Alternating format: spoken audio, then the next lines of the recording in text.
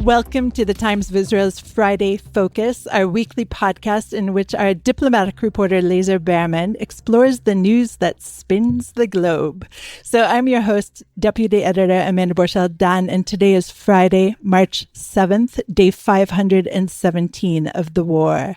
Lazar, thank you so much for joining me as always, and today from our Jerusalem office. Good to be back. Good to be in the office with you. It always is fun.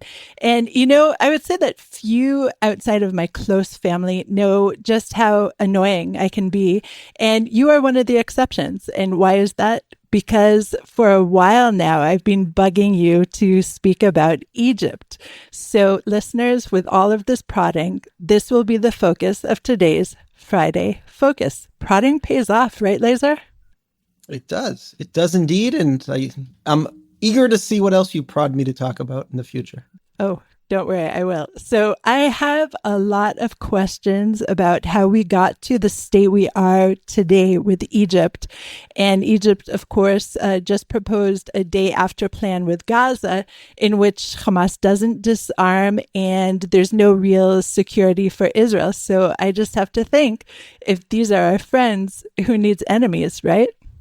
You know what? There have been people who've made that argument in the past. We'll talk about people who are making that argument now. But if you want to give my big picture argument that I'll be making, I think they are a very useful ally to have, and we shouldn't do anything that gets in the way of that. All right, so let's just begin with the 3 times that Egypt actually waged war, or at least announced for war, declared war against Israel. And then there's, of course, the war of attrition. So let's start really with the foundation, or before the foundation of the state of Israel. And we'll go through very, very, very quickly at like 2 times speed, a bit of history, and then we'll slow down when we get to basically the past decade. Okay, so let's do it like that. So let's very quickly review Israel's relationship with Egypt. Okay, so when we're talking about Israel's relationship with Egypt, I'll just take 30 seconds and talk about it goes well before the modern state of Israel. Indeed, Jews, the Jewish people in Egypt, have a relationship, an intense relationship that goes back into ancient times. Obviously, the Bible is full of stories about Egypt, most significantly what we'll celebrate with Passover, the Jews leaving Egypt, the Exodus. But then you look later into Jewish history, the time of the kingdoms in the land of Israel. Egypt was sometimes an important ally, sometimes an adversary, but there's no question that Egypt was the superpower in the area. Israel was generally caught between superpowers, and there was an ongoing, continuous, and often very productive back and forth between the two, between Israel, between Jews, and between Egypt and the rulers there. Sometimes the rulers were Greek, sometimes Roman, and in time, there became a very large, important Jewish community in different parts of Egypt. Even, if you're going back to the First Temple period, there was an Elephantine made up of Judean warriors. So this is a relationship that goes back not only in our thinking, but also in Egyptian thinking. You see the Jews and Israel and the Exodus story even come up in Egyptian writings. So this is not something that's purely a modern political relationship. Though I just have to butt in and say, of course, we're using the words Egypt and Israel basically just to kind of explain the land area that we're talking about. What is modern Egypt and what is modern Israel? We're using these terms to explain this historical relationship because obviously it wasn't called Egypt way back when. But also, I think one of the things to emphasize in this historical relationship is also the very strategic area that was the Gaza Strip. And in biblical times, it wasn't a Hebrew area. It wasn't a Jewish area. And it really wasn't for many hundreds of years. But there was some kind of Egyptian presence there. Wouldn't you agree, Lazar? Yeah, but I would also say that, even to use the terms Israel and Egypt, if we're not talking about the modern state, these are 2 identities that go back into ancient times. So you have Roman and Greek writings that are called Egypt, and that was the name that they were talking about, and also with Israel. So modern day Egyptians feel like they are part of this people that goes back into ancient times, just like Jews in Israel do as well. So I think that's also important in the way we look at each other. But yeah, Gaza sat on that root that continued, if you're going from Egypt and you're going toward Asia, if you're going toward Europe, you would hug the sea. And you had a series of cities along that route, along the Via Maris, that traders and even militaries would take. And Gaza was one of those cities. It was at different times Greek, Jewish, but also often a Philistine city, one of the main Philistine cities on the route. And it was generally actually not a port city. It was kind of a port city in the middle of the desert. The modern Gaza City port is much more recent, but it was generally a trading post that was a kilometer or more from sea, kind of in the desert. And it was kind of the place where caravans would set out toward that rich land of Egypt. So certainly Gaza, there was no Gaza Strip then. Gaza Strip is a modern creation, but the city of Gaza was an important stop in this cross-pollinization, this movement of armies, this movement of goods between what is now Israel and Egypt and that whole Nile area. So let's do a big fast forward and get to the declaration of the State of Israel, or just thereabouts. Yep. So we get to that period. Egypt had been under British domination since the 1880s. There would be British military officers in Egypt into the 1950s. Officially, 1922, Egypt celebrates its official independence from Britain, and it is ruled by a monarchy. There is definitely a nationalist movement, which will take over later, but they are see themselves as this ancient culture and the rightful leader of the Arab world for a number of reasons. First of all, size, it's the biggest Arab country. And also because it has institutions like Al-Azhar University, which has a claim for being kind of the Sunni, the cornerstone of the Sunni intellectual world. And it sees its rightful place as the leader of the Arab world. Obviously, one of the pressing issues for the Arab world in the late 1940s after World War II is the establishment of the State of Israel and what to do about that. Now, we know that Egypt was a key member of the coalition that invaded and tried to snuff out the nascent Jewish state. Their forces actually made it quite deep into Israel. There are monuments inside of Israel where they reached, into modern day Israel, well beyond Gaza. There was what was called the Fallujah Pocket, which was a pocket of the Egyptian army that was cut off and that Israel tried to reduce. Ultimately, there was armistice agreements in 1949, which set the lines between the two sides. But Egypt held on to the Gaza Strip. And throughout, even in the 40s, also in the 50s, there was a series of covert contacts between, first of all, the Jewish agency. One of the people from the Jewish agency that met with Egyptians was called David Horowitz. So it's not our chief editor, but someone by that name. And some of the key figures in later Jewish history, Moshe Sharet, who was one of Israel's presidents, were involved in these quiet contacts between Egypt. Some of it was talking about the armistice and how to implement the armistice, but there was also attempts to get the Egyptian leadership to move toward a peace agreement with Israel. But at the same time, of course, there were a lot of military operations, and this is what we would call the War of Attrition. What were the years on that? Well, the War of Attrition is later. That's after the 67 wars. The big war that happens in the 1950s, so this is after the British are kicked out. Egypt goes through this Nasserite revolution. Nasser takes over. Gamal Abdel Nasser that's when Egypt enters its Republican era. And he has this pan-Arab vision of Arab nationalism, which he leads. And one of the things he does, which worries some Western countries, Britain and France, is that he nationalizes the Suez Canal. Suez Canal, an extremely strategic waterway, connects the Red Sea, Indian Ocean in the east with the Mediterranean. And for Israel, it's important because in the 1950s, Israel's economy is awful. It's an age of austerity. And Egypt kept trying to limit Israel's freedom of navigation in the Suez Canal. So with that nationalization, Israel understood that this could really pose a threat to its very weak economy. Egypt and France collaborated with Israel on this joint invasion of Egypt, which goes very well for Israel. This is after Israel has transitioned to a modern maneuver army, and it very quickly takes the Gaza Strip, takes the Sinai Peninsula. Funnily enough, it was American pressure under the Eisenhower administration that forced the French, English, and Israel to back off. And then Israel gives up its first occupation of Sinai in 1957 and returns to its 48 borders. Now, war. Wait, just a question for you, because I'm very ignorant. When Israel backed off from Sinai, Israel also backed off from Gaza the first time, or did Israel maintain a presence? Also backed off. No, so Egypt filled the vacuum in Gaza again at that point. Yes. It was never a part of the Gaza Strip. Egypt's policies were kind of inconsistent, but in general, it treated the native population of Gaza in a certain way. It treated them generally pretty well.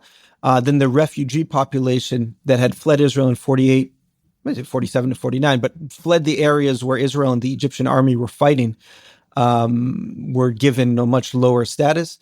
Interestingly enough, when Israel held the Gaza Strip in the 50s, Israel actually offered citizenship to the native population there, not to the refugees. So there was actually an offer that was rejected. But in general, yes, Egypt was there. It was the basis for Fedayeen attacks into Israel. So there was fighting going back and forth, that Egypt was able to pressure Israel with these Egyptian-backed terrorist attacks. And Israel would sometimes fight on the border, sometimes move into the Gaza Strip to fight them.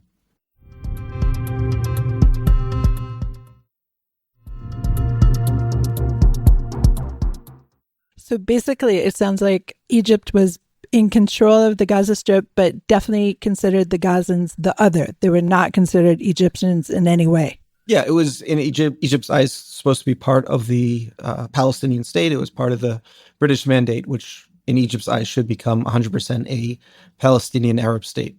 Okay, so what happens next? The next major development is the 1967 Six-Day War. They shut down the Straits of Tiran, so they shut down the access to the Suez Canal for Israeli ships. Huge problem in terms of trade. Israel sees that as a casus belli.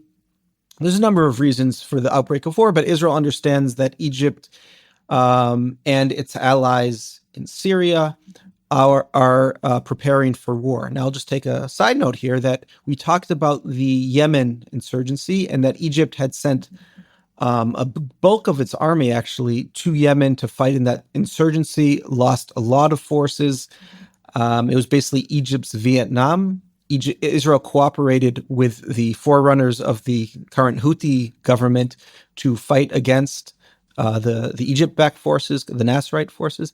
And Egypt comes to the 67 war kind of tired from their own Vietnam. And they certainly don't perform well. Israel in June 1967 opens up a surprise attack, Operation Moked or Focus, which takes out Egypt's air force on the ground. They also take out Syria's air force. And once they've done that, they basically won the war. It's basically a couple days of fighting in the Sinai, where Israel takes the Gaza Strip, the entire Sinai Peninsula. They take the Golan Heights from Syria, and they move into the West Bank and drive the Jordanian army across the Jordan River, taking Judea, Samaria, so it's the southern West Bank, northern West Bank, and all of Jerusalem, and absolutely remake the map of the Middle East, expand their territory several times over, and really change the balance of power in the Middle East. Okay, and then the War of Attrition. Thank you for correcting me earlier. And then we come to 1973.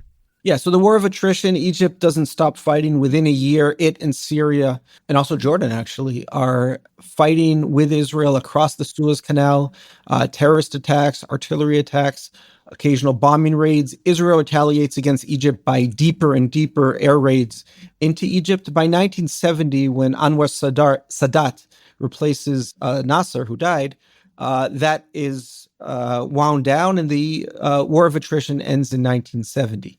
Now, Sadat is a different type of ruler. He's much more pragmatic. He doesn't have these grand plans of, being the leader of the Arab world to destroy Israel. He understands he's not going to destroy Israel. What does he want to do? He wants to get back the Sinai Peninsula, does not want back the Gaza Strip. And the way he understands to get Israel to the negotiating table, obviously Israel is in a very powerful position right now, is through war, but not a war that threatens Israel itself. But as long as they're able to invade the Sinai, take a certain piece of the territory and hold on to it, that's enough to get Israel to the negotiating table, and that is the method by which Sadat thinks that he can liberate and return the Sinai Peninsula to Egypt. Now, there's another strategic goal here for Sadat. He wanted to move away from the Soviet bloc and move into the American sphere. That's something that the Americans wanted as well. He understood that the American sphere would give him better economic opportunities, would give him much better weapons. And the way to do that as well would be to start this process where if he makes peace with Israel, his demand of the Americans would be that the Americans start supplying them with weaponry and economic opportunities. So there's this big strategic goal that Sadat has through war. And I have to say the Egyptians pull it off perfectly in that they don't win the war militarily. They surprise Israel on October 6th by moving across the Suez Canal, capturing almost all of the Israeli outposts on the border, taking hostages, beating off the Israeli counterattack.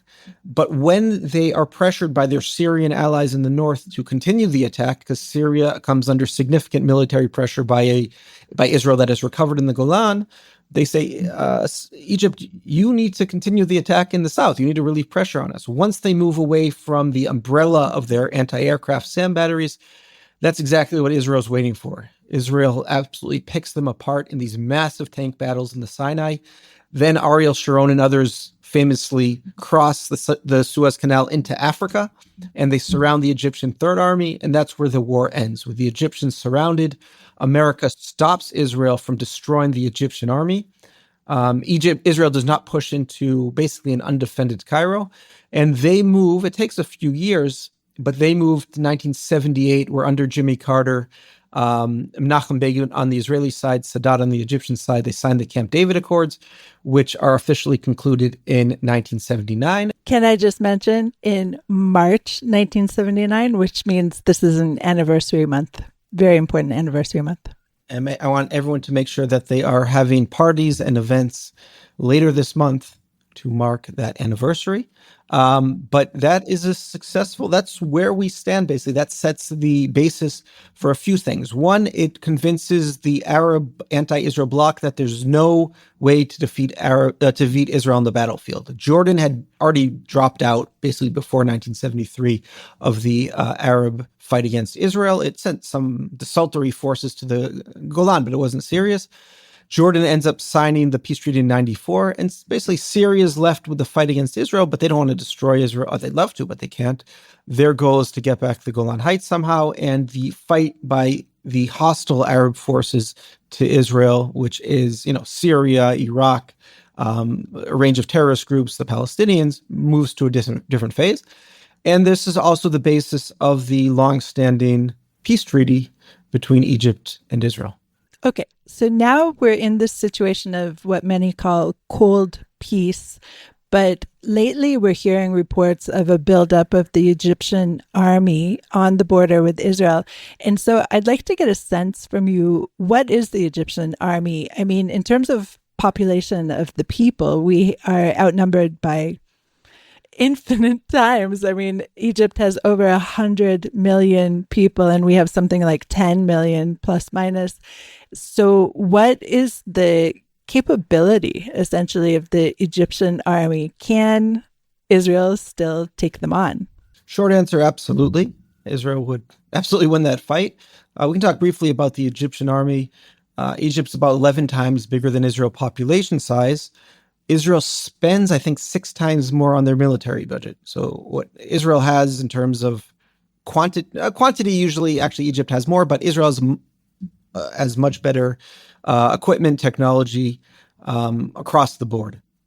Egypt has a much more capable navy, but even so, that wouldn't be a major problem for Israel, given our advantage in terms of the air force. The armies are not that different in terms of size. I would say the Egyptian standing army is about 3 times bigger. The reserve force is about the same. But capabilities, the Egyptian army is really not that impressive. Have they fought any major wars recently? No. They fought most significantly these counter-terror campaigns. They fought in the about a decade ago, really 2014, it kicked off in earnest when an insurgency in the Sinai Peninsula turned into an ISIS insurgency. And that's when it turned into a pretty bloody fight. Egypt lost thousands of soldiers fighting these insurgents. It turned into a point of serious cooperation between the two sides, that Israel would start allowing Egypt to bring more and more forces into the Sinai Peninsula. So based on the military annex of the 1979 treaty, Egypt is very limited into the type of military forces they can introduce into the Sinai. It's basically only lightly armed border guards, that type of thing. But over the years, they kept requesting from Israel to allow tanks, APCs, attack helicopters, even some F-16s into Sinai to fight this insurgency, and Israel would allow them to. So there was the military buildup in the Sinai has gotten much bigger. And should also note that Israel also was allowed to strike insurgents, terrorists in the Sinai Peninsula by Egypt. So this is a point of serious coordination and cooperation between the two. Obviously, insurgents, ISIS and other groups in the Sinai Peninsula is not only a threat for Egypt, it's also a threat for Israel. There was terrorist attacks that killed soldiers along the border. They would fire into Eilat. So it's a mutual interest that brought the two sides much closer together about a decade ago. Okay. But at the same time, I guess Israel's superpower is technology and the Air Force. So how is Egypt in terms of Air Force? I mean, you said the Navy is more capable than Israel's Navy. That kind of makes sense to me. But if we were to come to blows again, which I really hope we don't, would Israel's Air Force at least be more powerful? I don't even know what the word is. Would Israel's Air Force take Egypt out like we have done in previous wars? Sure. So Egypt's Air Force is based on advanced American fighters, F-16s. It has several hundred of them. But, just having that technology, the Saudis have it, the UAE has it, they would be no match for Israel. Israel's military is fundamentally built for this type of fight against another conventional army where it has stationary bases, it has columns of tanks moving across the desert. Think about how perfect that would be for Israel's technology. Israel can can send missiles through windows. Now, we usually think about that in terms of assassinations, but that's really built to take out moving masses of tanks moving through territory. So it would be, absolutely the kind of the dream type of war in terms of what Israel is built for. The Air Force would take out enemy air defenses. It would win in dogfights. It would take out Air Force bases. It would destroy tank columns moving slowly across this massive desert where it has nowhere to hide.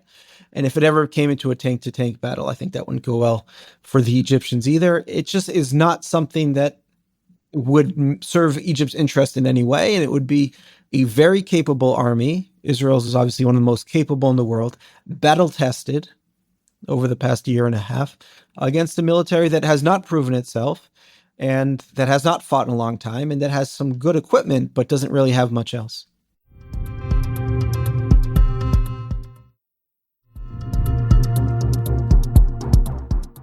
Okay, that is very reassuring. So now let's take the conversation into Egypt's role as mediator.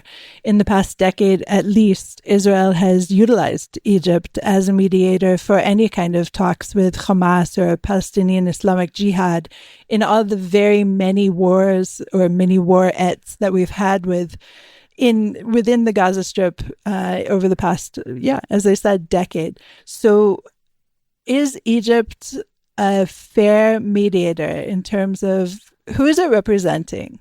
Question. So certainly our interests and Egypt's interests don't line up entirely, right? Let's lay a few things out. First of all, Egypt sees Hamas as an adversary. Egypt's big enemy is the Muslim Brotherhood. Hamas's roots are in the Muslim Brotherhood. Egypt sees Hamas as part of that Muslim Brotherhood movement. It defines the Muslim Brotherhood as a terrorist organization. And when it was fighting that bloody insurgency in the Sinai, Egypt believes that there was constant contact between Hamas and ISIS terrorists, and that they would even use Gaza as kind of a strategic rare area to get medical care, to even get weapons. So it sees Hamas as, as an enemy. At the same time, it's no, there's no great love for Israel, and Hamas is Hamas and Palestinian Islamic Jihad are ways to pressure Israel to do things that Egypt wants. But in general, Egypt's interests are that there will be quiet, there will be stability there, that it doesn't have to worry about, certainly doesn't have to worry about Palestinians flooding into the Sinai. In 2008, Hamas blew up the border fence between Gaza and Egypt, and up to 700,000, maybe even more, Palestinians, Gazans moved into the Sinai Peninsula. You can imagine what that did for the contacts between Hamas and tribes in the Sinai. It's not something that they want to see again. So their interest is that there's stability. They try to wrap these wars, these operations between Israel and Hamas up as quickly as possible. And they haven't necessarily wanted to see Israel defeat Hamas. That's if they could snap their fingers, Hamas would be gone. But even now, their first interest is to make sure that masses of Gazan civilians are not pushed into Egypt. And you've seen throughout the war that has made them very nervous. And they're trying to wind up this war. This war threatens them for a number of reasons. 25% of their GDP comes from tourism. Obviously, not a lot of tourists going now into Egypt. It shuts down doesn't shut down, but it damages the trade into the Suez Canal. That's another major source of revenue, of foreign currency. And Egypt has serious economic challenges. Food prices are spiraling, inflation, unemployment. It has very complex challenges with Sudan. It has a fight with Ethiopia over this dam that they're building on the Blue Nile. Libya, has that conflict that Egypt has been very much involved in. So it has serious challenges, and it doesn't need this challenge, this threat from the Northeast. It wants to see this wrapped up quickly.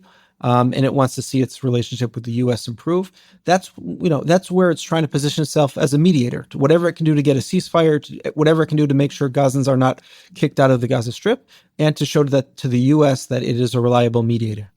So with this new proposal that we just are, debating this week because of the conference in Cairo, where the proposal from Egypt was adopted by most of the Arab world, it looks like, it appears that it's everything that you just said. It allows Hamas to live on. It would shut down the conflict and create some kind of illusion of peace on the border again. But it's just mind-boggling to me that they would propose such a thing, because it just, for the long run, for Egypt as well, it's just not a good plan. I'm so stammering because of my disbelief in this proposal, essentially. Yeah, I think it's a plan. Well, first of all, it came out quickly because they had to react to Trump's demand and his threat that he would make Egypt and Jordan take in Gazans. And again, that's a red line for both countries. But you saw Jordan's king go to the White House and try to deal with it through engagement with the White House. Sisi did not do that. So their approach was to show that there is a Arab-backed, even UN-backed plan for the future of Gaza. Yeah, but they don't mention Hamas. They don't deal with how do you get Hamas out of there. It's really not the most realistic plan. But now they can say, we have one, Israel doesn't have one, America has one that's not realistic. It's kind of a pie-in-the-sky thing. It talks about smart cities and walkability and the shape of arches that reflect Palestinian heritage, but it really has nothing to do with the main challenge on the ground, which is the challenge of Hamas and its rule of the Gaza Strip. Okay, Lazar, let's put that slightly to the side. And one last final big picture question. Obviously, Egypt was a great enemy of Israel. And since, as we said, March 1979, there has been this treaty, which resulted in cold peace. Do you think that this could be some kind of blueprint for finding peace with, for example, Lebanon or Syria? Is there any lesson learned from this for those countries too? I think in general, a lesson learned, and especially with our Abraham Accords partners, is that we don't want to let these agreements deteriorate into cold peace. There was a vision of economic relationship, social relationship, cultural relationship, which just didn't happen. A lot of that is because Egypt prevents it. But we have to make sure that we are incentivizing and focusing on the economic side when we make peace with countries. And I think that's Israeli diplomats are very cognizant of that with the Abraham Accords. We have to see how we can get that to be an important element of our peace with Egypt. Natural gas is the big one. So, we provide Egypt with a significant amount of its natural gas. It had some serious energy shortages last summer.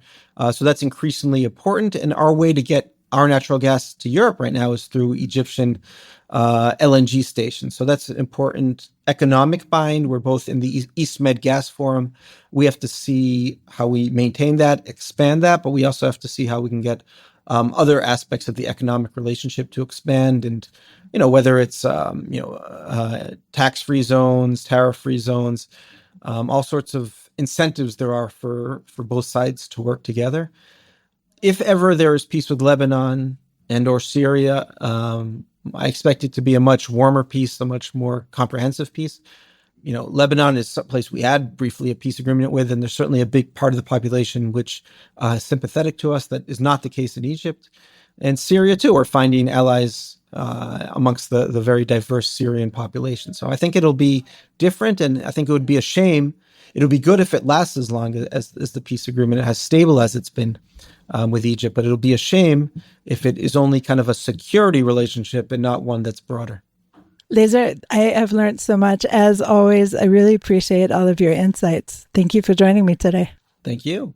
Thanks for listening to the Times of Israel's Friday Focus. Please check out and subscribe to the channel Friday Focus if you'd like more of these conversations, slightly schmoozy and also incredibly informative.